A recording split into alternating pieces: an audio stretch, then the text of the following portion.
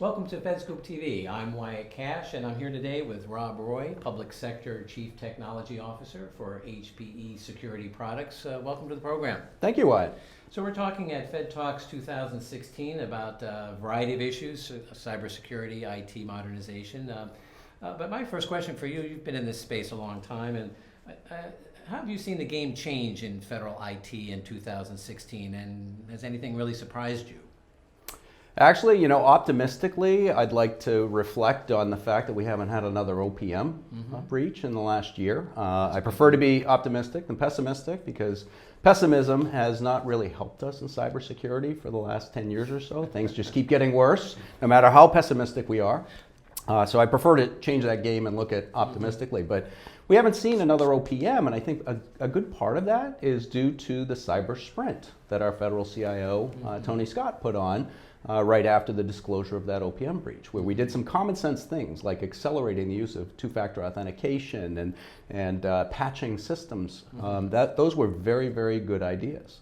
On the flip side of that, we now see some issues that I think are poised to take us to a new level of cybersecurity awareness, and that's obviously with this election series and with the breaches of major emails and from the DNC emails and the other hacks, that we are now seeing a new era of political influence in breaches that I think it will remain to be discovered in years forward how much this affected us today.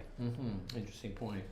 Well, on the topic of cybersecurity in general, we have a new Chief Information Security Officer now as part of the administration, and I'm just kind of curious, how do you see that position and the policies that may come from that evolving, and how can industry support a new CISO?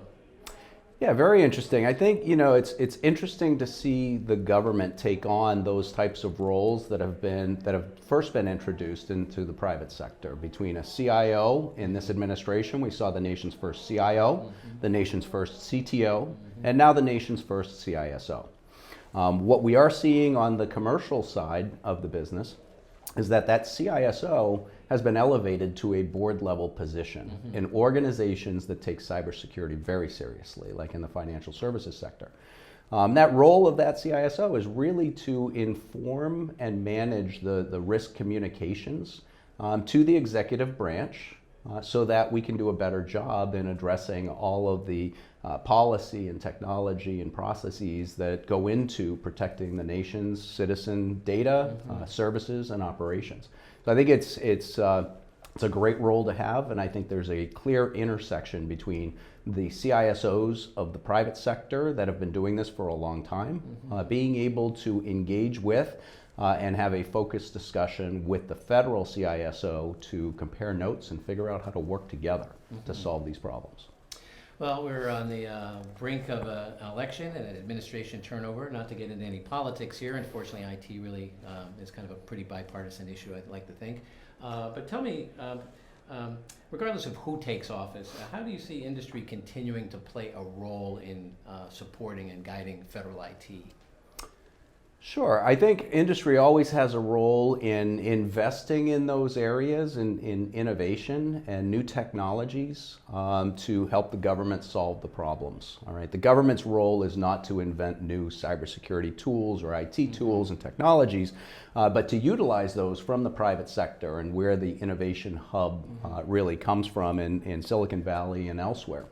So I think the private sector will continue to innovate, but we take our guidance from our customers. So for example, in the federal government, the government is processing loads and loads of information. We call it big data, right? So there's big data for security, and they're taking in an awful lot of data, and they're able to now reflect on that data and use new innovation between machine learning and data analytics tools to understand when things are going wrong within their networks, to detect more quickly when they are being attacked from the inside rather than the outside. So areas like that, I think, are critically important to understanding what problems our government are actually dealing with so that we can go back to our labs and invest in the core innovation that will help solve those problems. Well, I think one of the discussions today was this idea that security is also dependent on IT modernization and the sort of underlying infrastructure and so forth. So why do you think IT modernization has become so important this cycle around with U.S. CIO Tony Scott? And additionally, what do you think government needs to modernize most? Okay.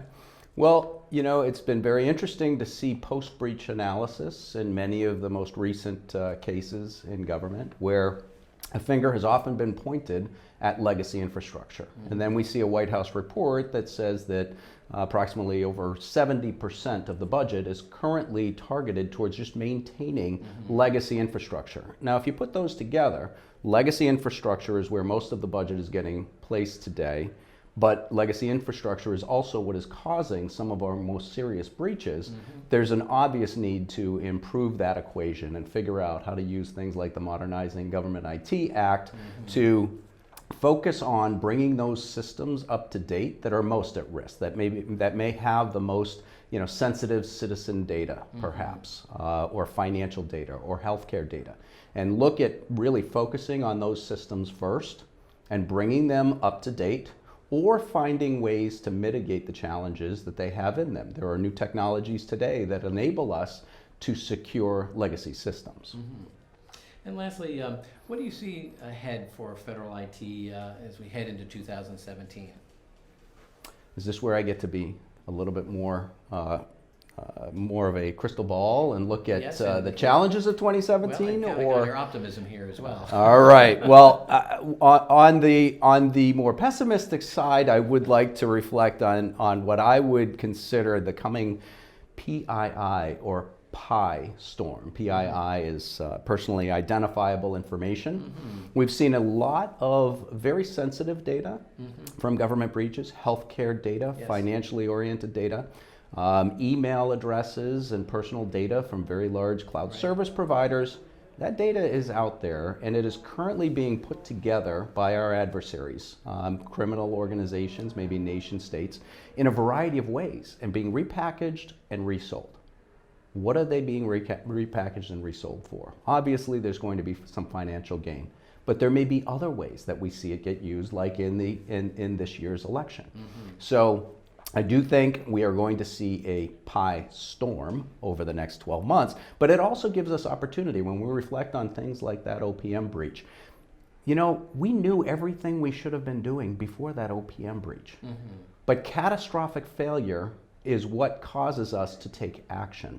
And we took action, and within 30 days, we brought up the capabilities of cybersecurity in the government to a level unseen before. So I do think for the next 12 months, we have that opportunity. Data is king. We need to protect it. I believe in data-centric security and being able to protect the data, not just when it's stored, not just when it's going over the wires, but also when it's in use. All right, we need to send the protection with the data so that only those who need it get access to it. That's a critical area that I believe that we're going to see a lot more of this year. And one other area that I think the Continuous Diagnostics and Mitigation Program is focusing on is removing vulnerabilities. Those are effectively the open doors into our agencies today. There are hardware and software vulnerabilities that are left open, unfortunately, because there are just so many of them today. We need to prioritize them and focus, bring a micro focus onto those vulnerabilities and get those closed once and for all. Well, Rob Roy, thank you very much for being with us. Some great ideas that you shared today. And thank you for being with us. This is Wyatt Cash with FedScoop TV. And look for more of our programming on fedscoop.com.